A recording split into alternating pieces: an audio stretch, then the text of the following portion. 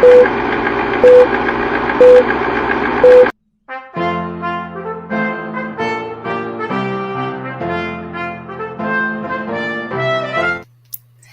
good morning, everybody. Thanks for joining us for Politically Incorrect Knitters. I am Deplorable Knitter. This is the fantastic Ann Pinkova, and we're so happy you could come on this lovely Saturday morning. Join us. Man, it's been a week. How about you, Ann? It's been good. The weather has actually gotten cooler here, which I know is not the case all around, but it's kind of chilly. It's sweater weather. I'm excited. I have a hat on. Yeah. It's 56 here, so I mean, I figured it was time to pull out a hat, right? It'll be warmer later, but I won't have it then. Excuse me. So, before we chat, I'm echoing in my own ears. Oh, sorry. I don't hear your echo, so you're all good. Okay, so it's just distracting. I'll promo then. Before we start, we are sponsored by the lovely Lynn of Chicken Lady Five Arts. You can go to chickenlady5arts.com and get 20% off your order of $50 or more with our code PIK Kung Pao for the month of September. And you can get beautiful yarns such as these, and I will show them off later because this I've shown you before is Jake and Elwood, which I love. I was knitting a little with that last night. Beautiful, beautiful stuff. This is our giveaway for September, Eastern Bluebird, which is very lovely. And our giveaway for the month of August, which is Mountain Bluebird. You can see all these bluebirds getting together. So Mountain Bluebird with the Well-Worn Jeans Mini. And the winner for that is Beth, Pandemic Knitter. So congratulations. I probably have your address already for Shark Week, but send it to me anyways. And congratulations for winning, Beth. Yay, congratulations. Very exciting. I'm also using some Chicken Lady yarn, and it's just lovely. It's always beautiful. Wonderful. And she has... I don't know if she still has pre-orders for her Halloween colorway, or just check out her Halloween colorway because it's pretty. Mm-hmm. Yep. So check her out for sure. She's wonderful and fabulous, and sticking all the blues. Makes these pretty yarns. Actually, ooh, I like that. Here's something else. Sorry, I'm distracted. So, what would you like to talk about first? Would you like to show off your knitting? Sure. Do you want to see my sweater idea first or my blanket first? You surprise us. All right. Well, you've seen that I finished knitting and weaving in the ends of my knit coffin quilt this past weekend. So here, gotta stand up and do it. Because now I haven't got the official gauge measurements yet, but I said I thought it was because it's garter that it's going to get bigger, and it did, and it's amazing. So let me just roll on back over here, and it's still a little damp, but it is. Oh, that explains why it was on the floor. Look at that. Look at that. But yeah, I think. Yeah, I'll have to do the finished measurements, but it is... Okay, I'm holding it up. See, it's got to be at least 5 feet because it's touching the floor now. Mm-hmm. And Ann's a tall lady, so it goes up to her chin. That's pretty long. Yeah. Cool. It looks great. Beautiful. It is huge. It is cozy. It is all of the little coffin things. I am a big fan. It's very drapey. I mean, of course it would be. I love how adorable you look, Ann.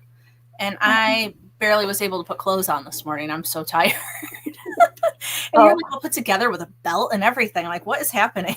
Well, yeah, that is my secret cap. If you're ever like, or at least in my case, if I'm like, oh man, this outfit isn't coming together, throw a belt on it. People are like, oh wow, you know what you're doing. But anyways. Also, I will be that person that shows off, the backside, because it's also immaculate. Yeah, you can't really tell the difference. I mean, you can a little, but just barely. There is like the littlest little. Noobs will never know, which is cool. Exactly. They'll just be like, wow, this is excellent. I'm like, that's right. Knit coffin quilt pattern coming soon. But yeah, if the if all of the figuring out gauge and yardage and everything else doesn't drive me insane. But I was working on that pattern last night. I now have charts all put in there. Hopefully those are all good. Mhm. Yeah, I getting pretty close with the blanket, which I'm pretty excited about. Very cool.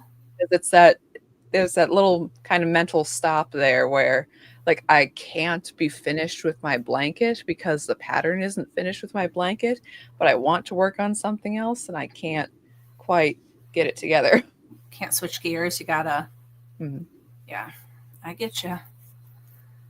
So But yeah, cool. Now, what's yeah, the sweater thing you were talking about?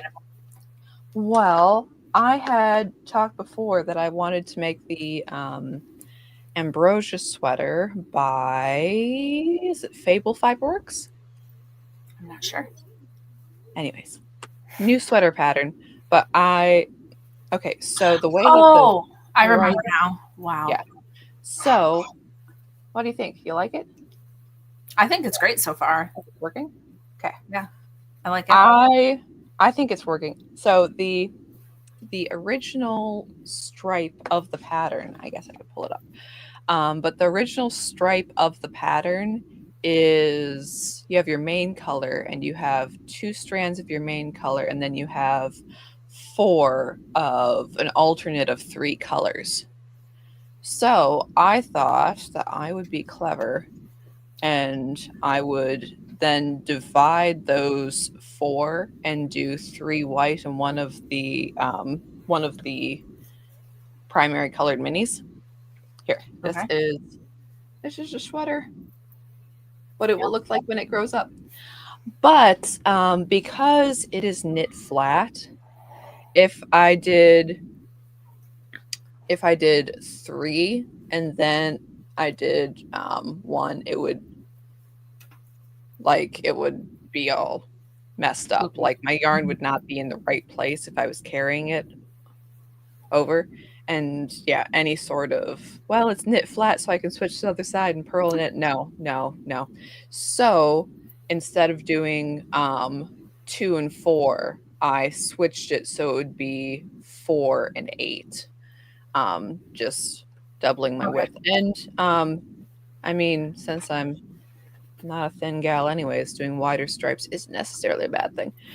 But yeah, I'm liking how the colors are kind of fading and working in there. I got the sleeves going. I'm not sure because I had thought of doing, once my stripes are started, doing kind of solid stripes near the top for, these in solid stripes for like a embellishment kind of row. I would have to see it. I'm not picturing it right now. Yeah. Well, instead of doing these white stripes, it would be all of this would be blue, or all of that would be yellow. I don't know. I really like it with the white, so I'm. You'd have to convince me. I think we'll see. Well, just it matters what I think. I'm talking to you like it's my opinion. Well, I was thinking again, just for like 3 stripes at the top of the sweater, it would be that way, and then the rest would be like this. I would have to see it. Right. So cool. I really like it though. When you were talking about it last week, I was having trouble picturing it. So I'm wondering if those solid stripes are kind of the similar. Like I would have to, once you do it, I'll be like, oh, okay, yeah, I got you. You know, like, oh yeah, that makes sense. I'm like, okay, yeah. But yeah, I was a little unsure. Sorry, I should say this is all Chicken Lady. That the dark blue is that Jake and Elwood I showed, and these are the Knit Long and Prosper sock yarn set. But we have these 3 very beautiful, very vintagey primary colored minis, and then this speckle. Yes, I have a question about it. Will you have enough yarn if you make big stripes out of the tiny skeins? Well, maybe. Hopefully. Maybe. That's we'll have to see. The entire thing I'm kind of rolling on because, like I said, I only have 1 of this sock set, and it says this is fingering weight yarn, and I should only need 1.5 skeins of the main color, and then okay, so the gram weight per one of the 3 stripes, and yeah, I kind of had to guess a lot, and I'm not sure if it's going to turn out all right, but that's okay though. We're just going to fake things if it doesn't work. It's going to be perfect. Okay. I'm with you. It's going to be good. Mm-hmm.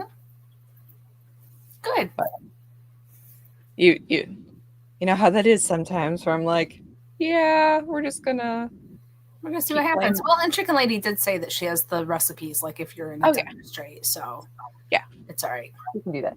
And again, I mean, I think I will continue with this because, like I said, the colors are very vintagey.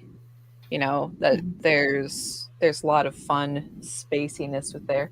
But I do, if I keep going and I decide that I really hate it, which isn't likely because, you know, it's pretty fun, I do have this yarn that I could use for the stripes, which is very pretty, which is also Chicken Lady.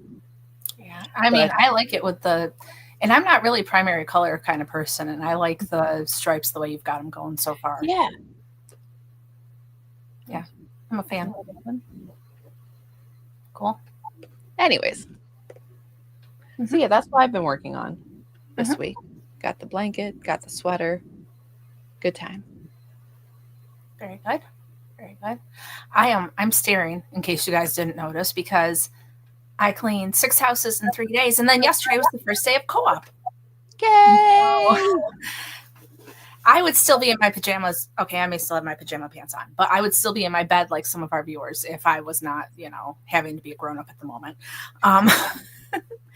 But I think work is finally calming down, which I'm not mad about. And we're starting school on Tuesday because my husband's off on Monday, and we're still renovating. So I'm sure that we'll be renovating or sailing.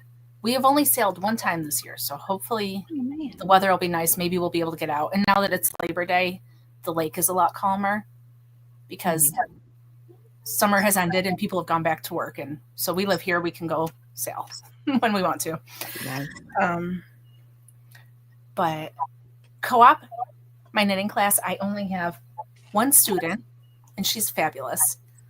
And she sent me a pattern last night, and it's I'm sorry, but is your microphone on and stuff? Because I'm just echoing so bad. It is, but I can go ahead and I don't know. Okay, let me see. Oh, but then I can't talk to you. Okay. But I'm not echoing. Maybe I'm not. Okay. Sorry, friends. But the girl in my knitting class sent me an email last night, and she said, hey, I found these cute knitted pumpkins. Is this something that you could help me make?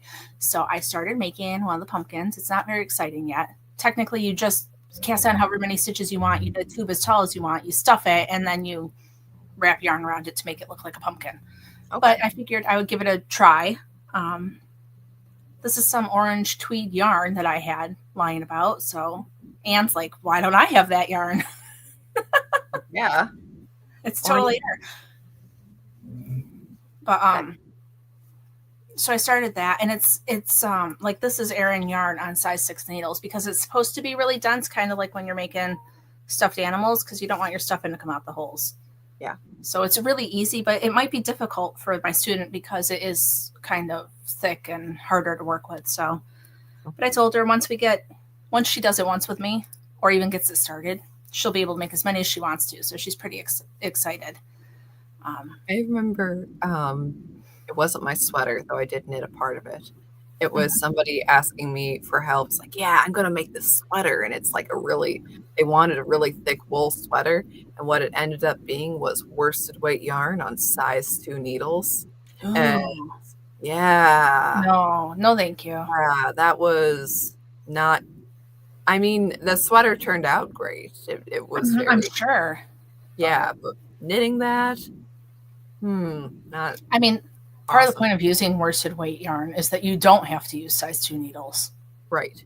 I'm thinking Erin on size 6 is a lot, but I get it. And we're only making a tube, so I can do it. But I don't make sweaters anyway. Let's be realistic. But yeah, but I know the theory was there. It's like, yeah, this will be lovely and thick. It's like, it really doesn't need to stand up though.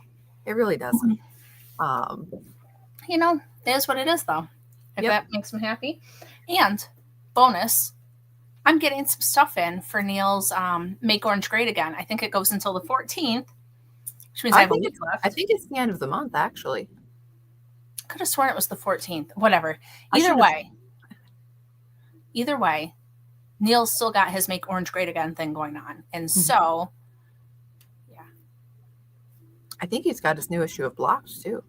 Yeah, it's supposed to come out, I think, tonight or tomorrow. So watch for it. Maybe it's tomorrow morning, our time, once it, tonight. I get times confused. Kendra's saying there's a wheat stitch crocheted pumpkin pattern that's really cute. I've seen that too. This girl is taking knitting. She's taking all my crochet classes. So we got to stick to the knitting because she's not as good at it. And she hasn't done it since she took my class a couple of years ago. So we started with a hat, but it was just knits and pearls so that she could get herself going again. But yeah, I guess that the weather needed to cool down because I'm making this orange. And then I'm working on this, which is also orange. This is Lynn's Hunter Orange, in case anybody cannot tell that it's blinding you. Right now, it's got a little checker pattern. And I'm doing that because, in theory, in my brain hole, when I started the cat hat pattern, I was like, it just kind of started out of the blue. And I'm like, I don't really like that. And it kind of starts with a 2x2. So I'm like, maybe I could do a little bit of a checker and then flow into it so it looks less like it's an accident. I'm not sure. I'm going to see how it works out. Hey, Neil says issue 22 is out. Hey, good morning, Neil. Yay. We knew it was coming. Hey, so tell us, when is Make Orange Great Again done? Is it the 14th or is it the end of the month? Because Ann and I do not know for sure. But look at orange. It's going to have cats on it. It's going to be excellent. So yeah, you just need that first whiff of pumpkin spice in the air to really commit to the orange. Okay, it's September 30th. So guys, if you haven't done it yet and now you're feeling the fall vibes, join Neil in his thing. So Chicken Lady Hunter Orange, as you can tell, you're blind by it. And then I got this at my local yarn store. This is spun right round, and this is not a color I would normally pick, right? It's fine. It's great. I really like it. But I got it to be the contrast because my original plan had just been to have it be black and orange, very Halloween-y. But then I saw, oops, I dropped it. Ugh. Then I saw this and I was like, this is better. So there are going to be spots where my cats are going to blend because the orange is pretty similar to the other orange, but I don't think it's going to matter because this is really pretty. I'm not sure that's orange. Neil, if your retinas aren't bleeding, is it orange? I'm not sure.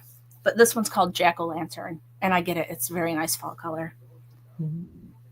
So that's what I'm working on. My crochet class, let me tell you, my crochet class started. Those kids are great too. But I have, generally when I do these classes, there's a big skill gap. It's funny how it worked out. There was one side of the room that was just working along on their pattern, maybe asking a question or two, but just moving along. And then there was this side of the room where I was hanging out next to them, leaning over their shoulders. Okay, no, what you want to do? So, and then they needed to hold their hand a bit. Those kids were sad. They're like, but they're so much farther. And I said, don't worry about it. And one of them had to start over, and it's taken her a really long time to start. So I just did it for her because I want them to learn how to do these things, but also I don't want them to be so discouraged that they don't want to do it. So she struggled through, she got her magic ring going, she got everything. And then she decided that the yarn wasn't working. And I agreed with her. It was difficult for her to work with. It was a little slippery and stuff. And so I did it. And it took me 6 seconds. And she's like, how did you do that? And I said, honey, when you've been doing this for 35 years, you'll do it like that too. I said, don't worry about it. It's not. But all muscle memory. It's all right. It's hard when there's a skill gap. But the kids liked it. Oh, my book club. We haven't even started reading her book yet, but the kids are a lot of fun. My aide is a lot of fun. So I'm pretty excited. I've been so busy. I kind of wish I could have enjoyed the summer, but it's nice to have it's nice to have our schedule back because I'm still going to be working a lot, but I have the kids' schedule to kind of work within now, so that it's going to be less like my whole life is work and I can kind of go back to being mom and doing other things, which I think I've missed it. I've missed it being so busy this year. So that's what's happening here. Oh, and the other thing, I didn't show you guys the finished hat. If you guys are on Instagram, you may have already seen it. I'm sorry. My brain is so tired today. But I finished the cat hat for the birthday party. And so this is what I'm going for with the orange. Mm-hmm. But see how the cats just start like right here randomly? Yeah. That's why I threw but there's no way to do it without them starting like that. So I was like, we'll see. Yeah. We'll see if the checkers work or not. Because one color or the other is going to blend up into the pattern. Mm-hmm. We want to do that. Mm-hmm. We'll see. We'll see how it goes. I'm not sure. But I was just thinking maybe it'll look more intentional as opposed to just like, hey, here's this thing that I just threw on there. Oh, and then this made me happy. Can you guys see that her tag? Oh, I had it for a minute. Her tag is a cat face. Whatever. It's right there. It's a cat face. It was very cute. I can't see it, but I believe you. I can't see it, but I believe you. It showed for a minute and then it blew out. But anyway, so it was a lot of fun. And she loved it. And that's what matters. So what's up? What else, Anne?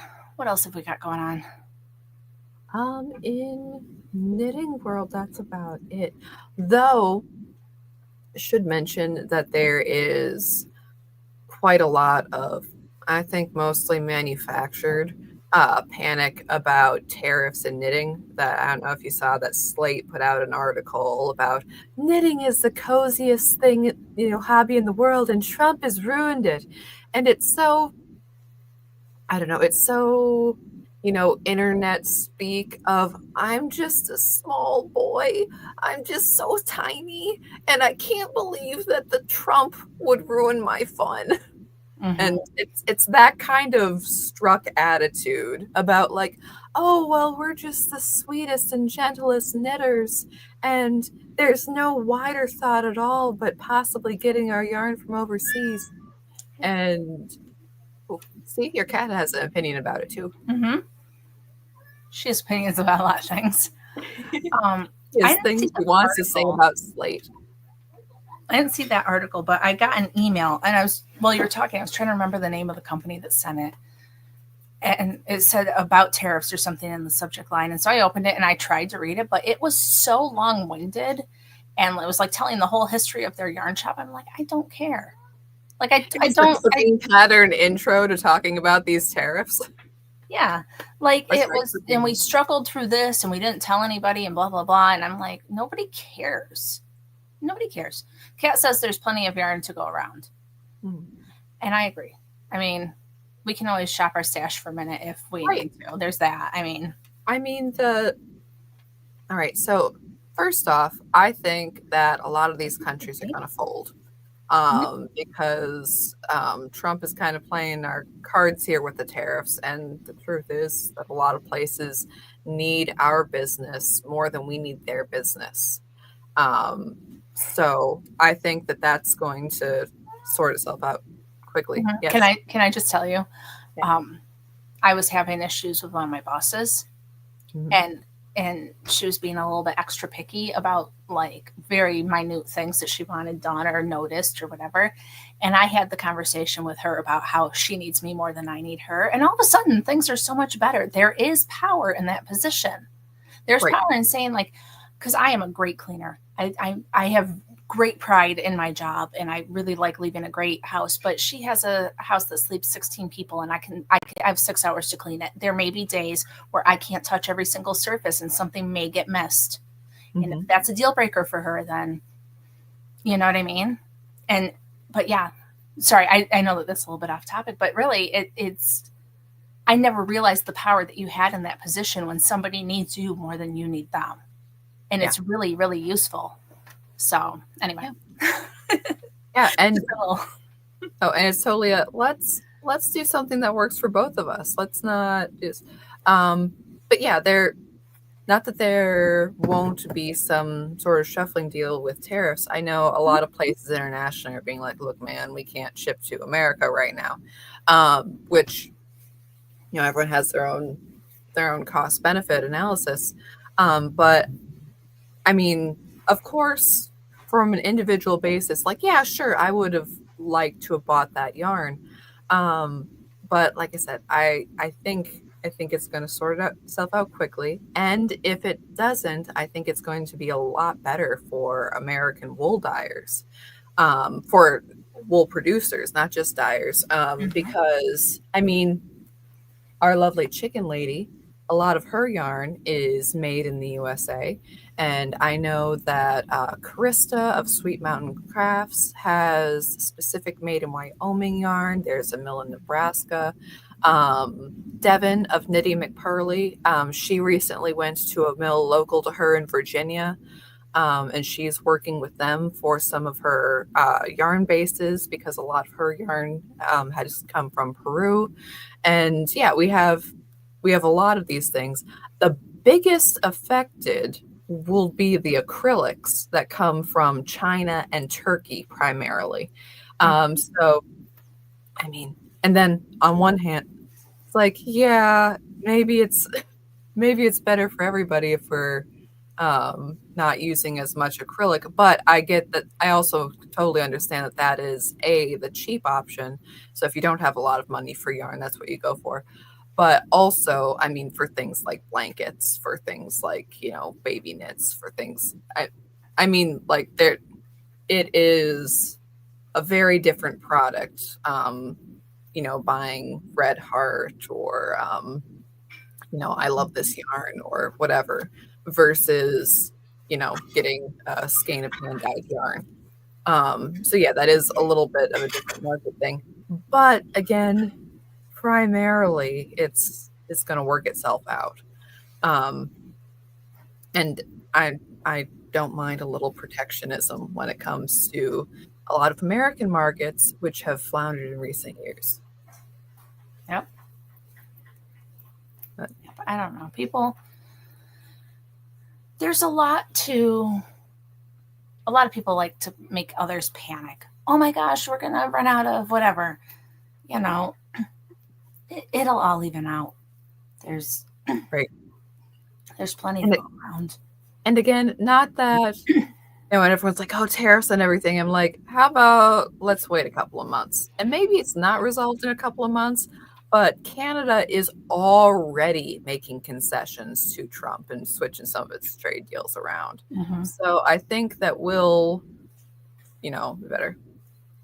And Kat says in the chat, I hate that our acrylic options are in China and Turkey, wish there were US-based options, which is also a great point. If we could do acrylic yarns, which would be made with higher standard, but also a higher environmental standard, definitely, than these other places, I mean, that would be helpful. Though the whole microplastics in the water deal, yeah, there's that. But you also get microplastics in the water when you wash your acrylic clothes.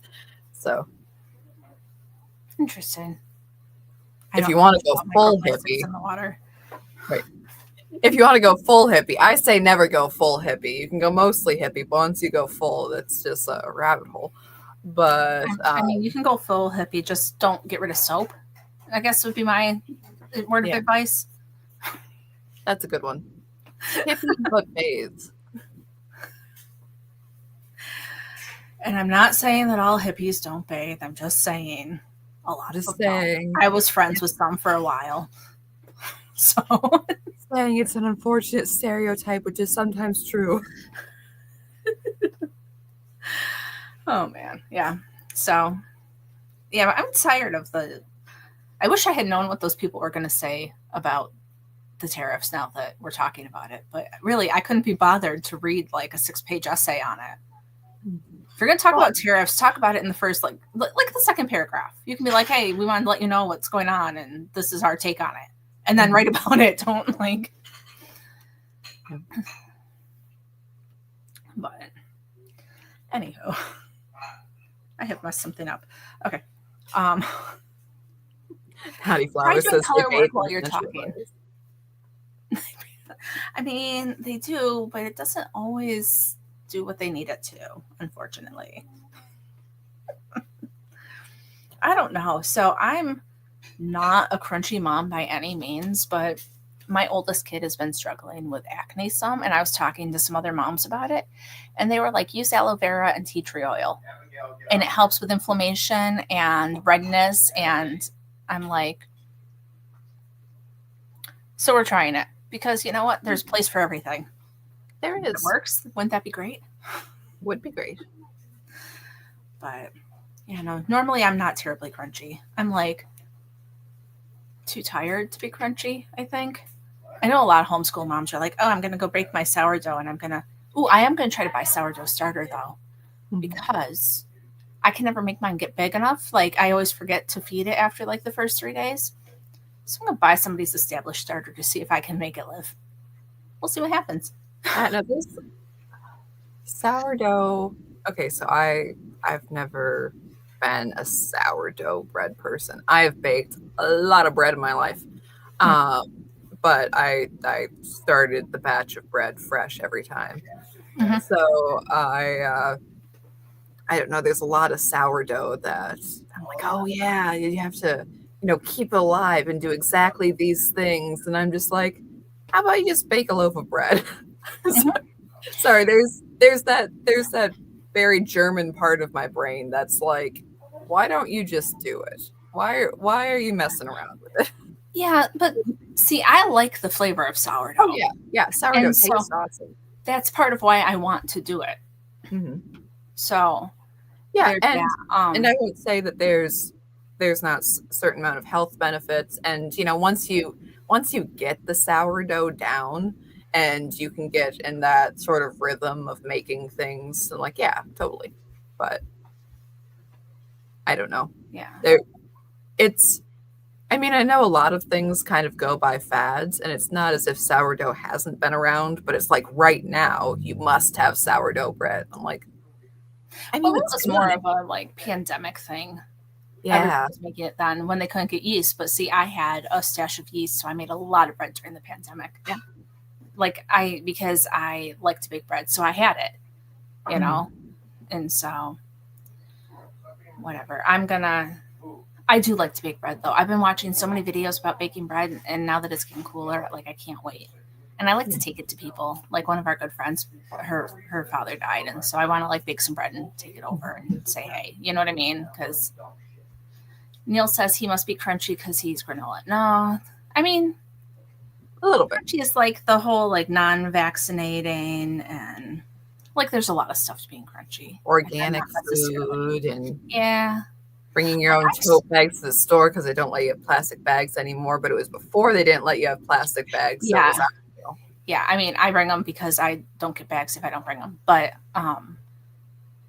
like I don't mind organic, but like I think buying organic bananas is stupid because like I don't know. I've read that the thicker their skin, like the less useful it is to buy organic because I don't know. It may have something to do with how they're made, but could you shut my door, please? Thanks. Sorry. It's party out there. My whole family is eating breakfast, so they were quite distracting. Anyway, who am I? I don't know anything. So, what else do we have besides being crunchy and yarn tariffs? Besides being crunchy, like nobody panic. We'll be okay. There's plenty of yarn, and if not, buy from Lynn. Yeah. I mean, there's options, and sometimes you have to get creative, but it'll work out. You know what option I like that people don't do that much, and part of it's how clothes are made now, but you can go to Goodwill and you can buy a sweater and you can deconstruct it and get the yarn from it. Mm-hmm. So, like, I'm just saying, like, in the event that something like really catastrophically happens, there are places to get yarn which are really not terrible. Just think about it. And I think too that and not necessarily people individually, but I mean through the pandemic and everything else, like I think a lot of people are still, even coming from the sort of downturn in the economy and everything else, that there's still such an attitude of abundance, that I think and again, not everybody, but very few people will have zero yarn to knit with, if tariffs aren't sorted out for 2 months, 6 months, maybe even a year. And again, it's not as if there won't be internal yarn stores in America. Well, and I mean, I think most of us watching this have enough yarn for the next 6 months. Yeah. Or possibly longer. So, we'll all Right. probably be all right. Even charity shop yarn and whatever happens to be in the big box stores currently. Yeah, and you'd probably be surprised by what they actually have in their warehouses and stuff. So it's not necessarily the disaster everybody's acting like. The Knit Picks warehouse, which probably doesn't actually have bugs, but there was that little scare a little bit ago. I do remember. Yeah. They had, I was going to say potato bugs, but that's not right. They had something. Oh my gosh. I'm tired today. I apologize, my friends. But shall we talk about some news? News, that's the word. Holy moly. Yeah. Well, there are a couple of big international stories, but I don't know if we want to start with stuff in America or go international. Go start wherever you want. We'll circle around. All right. Well, we have just to start with America because we live in America, but also because the American stories were kind of earlier in the week stuff. So this past week, Scott Presler was talking about his concerns that for a lot of the runoff elections and the midterms and other stuff, and I know it's like a year since until the midterms, but he was worried because there wasn't a lot of early voting, and early voting is what he says has pulled us through in the last election. So he's like, hey, we really have to make an effort here. By principle, I'm not over fond of early voting, but still, he is out there. He is definitely seeing what happens. Yeah, he's definitely leading and earned our attention when it comes to the get out the vote effort. And so yeah, he had some concerns about Senate races and governorship races and all of that. So just as a reminder to everybody, yay, Trump won. We're so happy that Trump won. It is so awesome that Trump won. But also be sure to pay attention to your state and local elections. And know who you're voting for, know when you're voting, vote. Yeah, because a lot of those in between elections don't get the turnout. And so you make a big difference just by going. I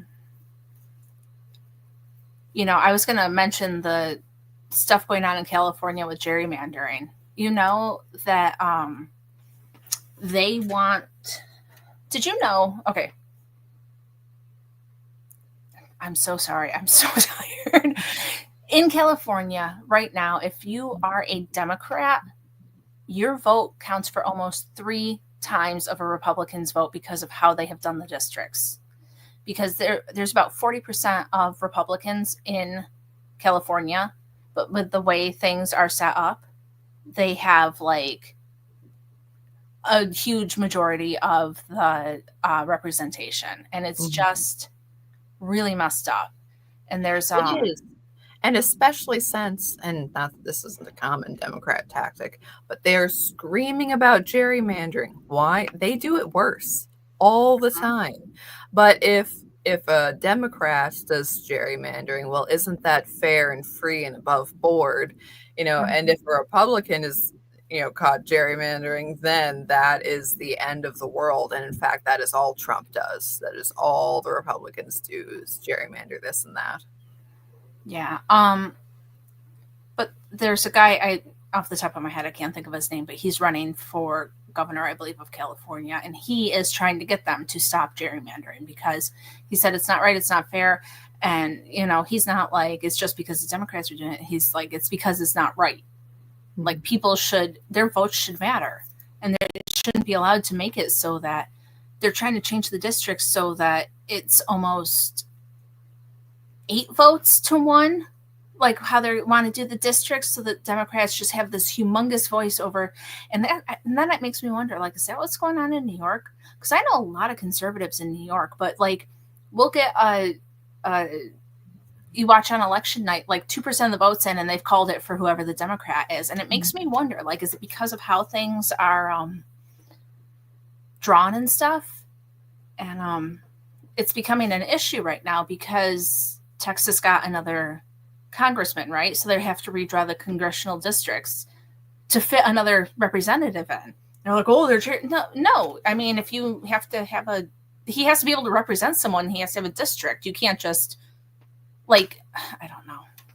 Yeah, have this sliver and this part. I don't know. But it's really messed up. And I know that's not quite what you were talking about, but it's like... No, and also state electoral colleges now. But you still need the districts to be drawn up in a reasonable way. Okay. Sorry, I didn't mean to interrupt your news stories. So, Kendra said 7 German candidates died in 2 weeks. They're trying to scare conservatives out of running. That's terrifying. Yeah, that is, and that is the AfD party, Alternative for Deutschland. Now 7 candidates, and it's primary candidates and backup candidates, but that is the German political party where all of the other parties say that they will not work with them. And some of their party candidates have pledged that whatever this party puts forward, they will vote against just out of hand. So is it kind of like the MAGA people, that they just hate them so much? Yes. Okay. Yeah. That this is the party that is proposing things like, no more immigration, sending people home, doing a lot of these things. And of course, okay, from a American conservative perspective, a lot of like the European, quote, conservative political parties, they're all like, illegals shouldn't be on our welfare rolls because our welfare should be expanded for our own people. And, American conservatives are like, yeah, no, how about we just don't, how about we actually have it as like what it was supposed to be? Mm-hmm. And let's not give it to illegals, and let's only give it to people for a certain amount of time. It's supposed to be a hand up, not a handout. There's a difference. It's like the nanny state is not a good thing. And they're like, yeah, nanny state, but for our people. And we're like, what? No, stop it. And they're like, anyways, but yeah, European and every country has its own flavor and spectrum of what is as conservative. But anyways, so like she said, 7 candidates dead in 2 weeks, in 14 days. And everybody's saying like, oh no, it's okay. It's all natural causes. It's like, okay, not that we don't have any proof that it isn't natural causes, but you guys are coming up to an election soon and everybody hates this group of people. And there's a lot of bodies.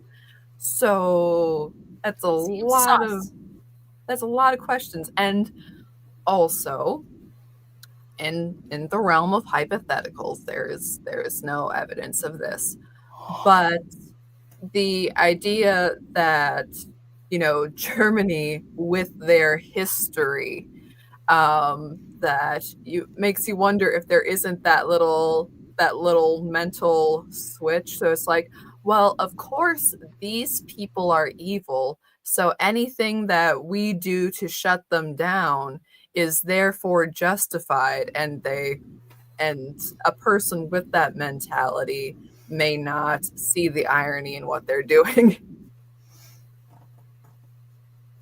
But anyways, like I said, that's purely hypothetical. Or it could just be that, yeah, we don't want you asking questions.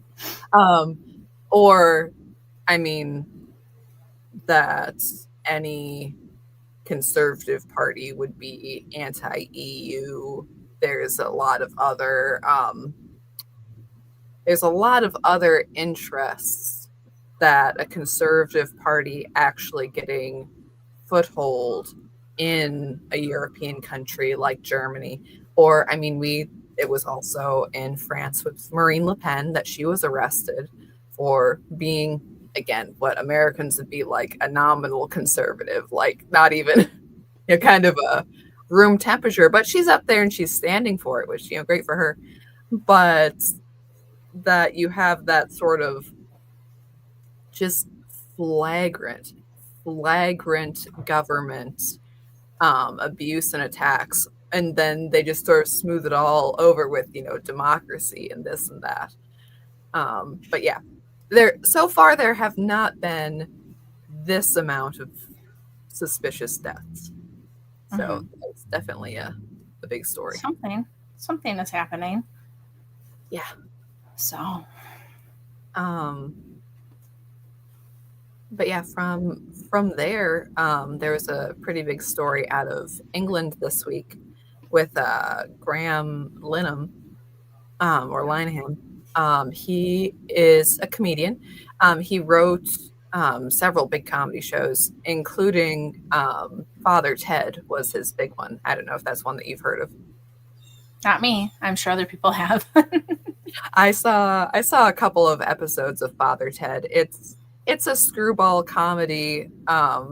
You know, it's priests in a tiny town in Ireland, and you have the main guy, Father Ted, who's, you know, actually a good guy and trying to make things work. And then you have, you know, the other priests, and the one guy's a total idiot, and the other guy's old and cranky and, you know, sexist and stuff like that. Where it's funny, it's ridiculous. I found myself guffawing the whole time, even if the jokes were just. I love the fact that you actually use that word like in regular life. Well, why not? But Adam says the IT Crowd was another one that he did. But yeah, it's comedy, it's light, it's funny, it's, you know, British comedy at its best. But he was in America, flying to England, was picked up by five cops he was arrested by. Something that was mentioned by several people is that they were armed cops. Oh, sorry, Neil says Irish. I apologize. You know, all you UK folks. Sorry, Irish comedy. But anyways, he was 5 cops who were armed, which is not always the case in England. And that they arrested him for his tweets, but then they would not actually tell him which tweet he was arrested for. Okay, and they want to make sure that they can, like, you know, I don't know, pick out the one that fits best, probably, right? So, well, and also they're hoping for you to confess which of your tweets comes to mind. So if you admit to guilt for tweeting somehow, then, you know, that's easier for you. Yeah. Airport cops are always armed, apparently. So there you go. Yeah, but that makes sense too, what you were saying. Like, yeah, they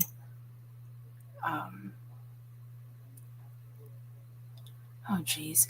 Yeah, that they want you to kind of well, I mean, YouTube makes us do it, that every time I upload a video when we aren't live, I have to like say, no, we don't talk about this. No, we don't talk about that. Like they want you to self-report so that they can like get you in trouble. Yeah, they're like, well, you admitted to this, so there's no backing up down now. And okay, so the tweets that they think did it was him saying in April 20th of this year, so not a recent tweet. But if a trans identifying male is in a female only space, he is committing a violent abusive act. Make a scene, call the cops, and if all else fails, punch him in the balls. Which is not an outrageous thing to say, I don't think. But anyways, and also the trans identifying person who goes by the name of Lindsay Watson apparently reports all the time. And many people in England know who this person is because, and this was mentioned by a couple, Mr. Count Dankula, who's done lots of free speech lawsuits and stuff. He said that it's a well-known enough name that he could have guessed it because they report so many people. And also, so this is all going to court, but Kelly J. Keene of Let Women Speak, who our friend Annie has seen and done protests with, she was at the court, and the accuser was there laughing, making a lot of noise with his friends and doing all that, and which she thought was kind of disrespectful in a courtroom to be causing a ruckus, but she shushed them and they turned around and started cussing at her, shut the F up repeatedly. And the sort of the court security, that apparently these are equal offenses between those, that she is also at fault for shushing, and them cussing her out is, the same thing. Wow. Doesn't it just like destroy your faith in humanity? Like for real? Oh. And I wanted to point this out before you. If any of you U.S. people come to the UK, you can now be arrested for tweets sent in the USA. So yeah, I guess I'll never be going there. I mean, I don't tweet either, but also, like, we could all go there. Yeah. I don't know. I gotta wait till my kids are bigger. We'll see. But I don't know. Neil, I'm sorry for you, man.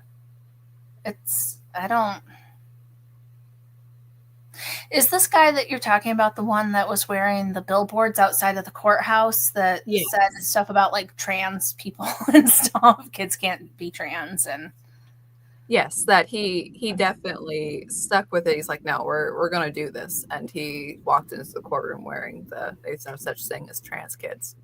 Mm-hmm. I mean, he doesn't seem to care, which is, I guess those are the kind of people you got to go after. I mean, not that you got to go after, but when they go after them, I guess those are the good ones, at least, because they're going to say what they think anyway. And they're not going to just bow down. But definitely. And also, they definitely want to make an example of him. And in fact, have made an example of him in the past.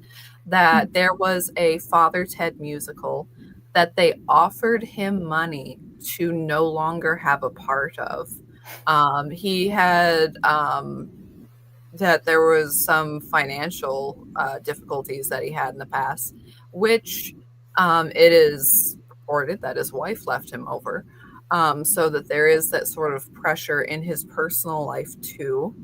We have, and again, allegedly, but it's a little iffy, that they have been going after this guy for a while, and and also they interrogated him like for a long time, and then eventually let him go because he had like high blood pressure and stuff.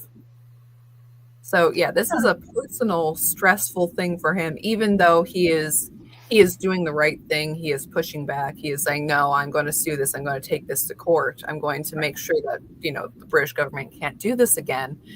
Still it's a lot for one guy's shoulders. Mm-hmm. Sounds like it. Sorry. So what else do we have going on today? Well, that is the big stuff from England. There was this past week a meetup between, you have Russia and China and North Korea, and making a deal with India too, and all of that. That there was the weird, I don't know if you saw that Putin talking to Xi about, living forever through organ transplants, which China would know quite a bit about. So we got that going for us. Well, not for us, for them. Anyways, creepy crap. And also it's the meeting of the minds of the worst group who don't want, that they definitely want to consolidate against America, because America right now is throwing its weight around. And I think, it's about time.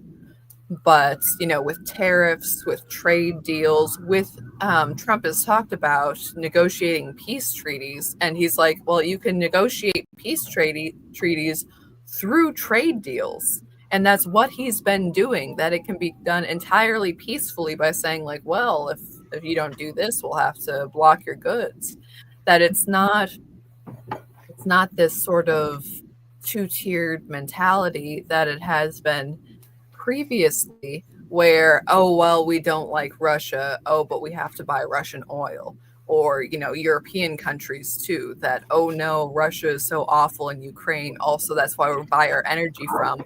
And we all have to, have this cognitive dissonance between the two. And, may they never touch in our minds what we are doing here.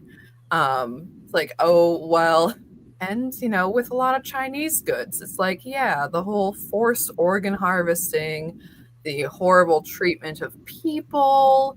We have that we're propping up the CCP and the CCP's reach throughout the world. And it's all these things, but we all have to kind of politely be like, well, it's all right, I'm sure.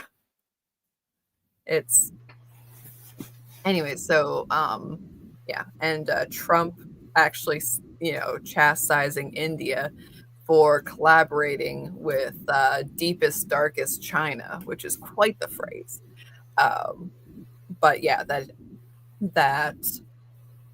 and Trump knows with negotiation, and he's shown this many times before, where he'll be like, gee, great friend, everything else, but it is from a place of negotiation. Like, when he talks about North Korea, it's like, yeah, we got along fine. It's like, oh, well, Trump is friends with dictators. It's like, Trump knows that if you want to get something done, you actually have to talk to people. And you can't talk to people if you are being directly insulting to them in public. You gotta make this work. I just remembered something I saw that I wanted to mention, because it has nothing to do with that, though. But they had a group of people that were involved in the whole Epstein thing that were victims. And the reporter, all excited, so did any of you ever see or interact with President Trump? And everybody was like, no. And her face, like she was like, oh, like, most people would be like happy. Oh, good. At least we have somebody who's not complete trash. But no. She's like, how sad that we can't involve him in that. And, well, Epstein's own lawyer said that A, Trump wasn't involved, and B, Trump was one of the first people who reported Epstein and was a part of the case against Epstein. Right. So, and then all the people who are like, oh, the Epstein files this, the Epstein files that, Trump is involved. Like I said, Trump would be if Trump reported against Epstein, which he did, we have proof of, he would be in the Epstein files to a certain extent as, hey, I brought up concerns. But anyways, that the whole again, not that victims shouldn't be heard, but the whole Epstein victims conglomeration thing, that was a weird circus. And, with some of the people involved, you're like, you're not helping your case. This is not a more reputable thing because of your involvement. Like I forget the one hack lawyer's name. She's been around for ages, though. And she was a part of it. Anyways, whatever.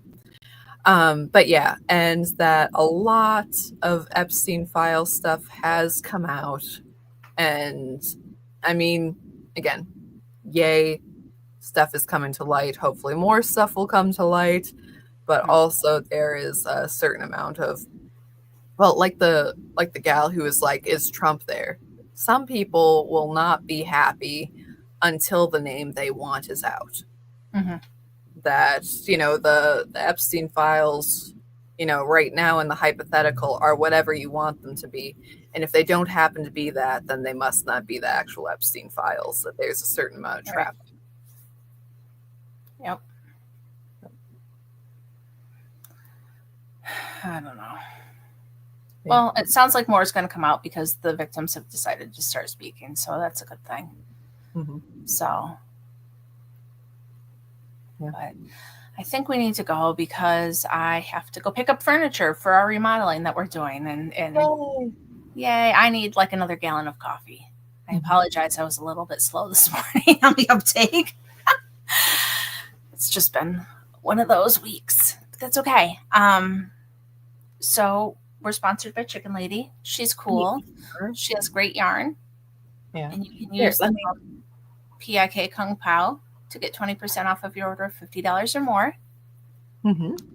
And here, let me put out another one. This one is F Around and Find Out. Personal favorite. The Kyle Rittenhouse colorway. It's been 5 years since Kyle. Really? It has been, yeah. Wow, that's a long time already. I know. Anyways, goes really nice with Jake and Elwood. So yeah, apparently Jake and Elwood is just a neutral in Anne's world, and that's cool because I wouldn't necessarily do that, but I like it. Sorry, it is a neutral in my world. I think not it's throwing great. up anything, but I love it. I'm sorry, everybody. I love this yarn. Yeah, it's also beautiful and rainbow. Anyways, yes. Comment below once we are finished to get a shot at our giveaway, which is Eastern Bluebird, Mountain Bluebird. You can get your own skein at Chicken Lady 5 Arts, or and Beth is the winner. So congratulations to Pandemic Knitter for winning this skein. Yeah. Well, thanks, guys. We will see you next time. Oh, I meant to take the things off. Whatever. All right. We will see you soon. Thanks for joining us. Bye, everyone.